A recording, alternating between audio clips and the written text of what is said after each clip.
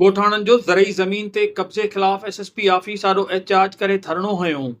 ॿुधायो पियो वञे त ॻोठ फ़तेह अली ख़ान बोलदार जो रहवासी मीर हमज़ो बोलदार पंहिंजे भाइटनि ऐं पुटनि खे साण करे एसएसपी घोटकी जी ऑफिस ॾाढो ज़रई ज़मीन ते कब्ज़े करण ख़िलाफ़ एहतिजाज कयो। इल्ज़ाम हुयो त वेॻे भाउरनि नूर हसन बोलदार, अली हसन बोलदार वारनि मुंहिंजे फौती भाउ जी 130 जरेब खां वधीक ज़रई ज़मीन ते कब्ज़ो करे वेठल आहिनि। भाइर आहिनि, ज़मीन ते कब्ज़ो कयो विझाइनि।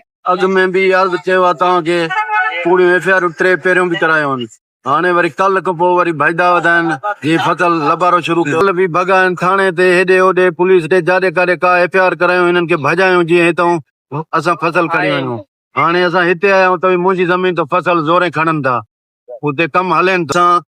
आला अमलदारनि खे, सुप्रीम कोर्ट ऑफ पाकिस्तान खे, सुप्रीम कोर्ट ऑफ सिंध के, हाई कोर्ट सक्कर के, सेशन कोर्ट घोटकी के, सहाफ़ी बिरादरी के, सोशल मीडिया वारनि खे, सजन खे, अॻु में बि क़ुर पाक जा वास्ता कया आहिनि, हितां जे वॾेरनि खे, सरदारनि खे, जेके कब्ज़े खोरनि जी मदद न कई आहे।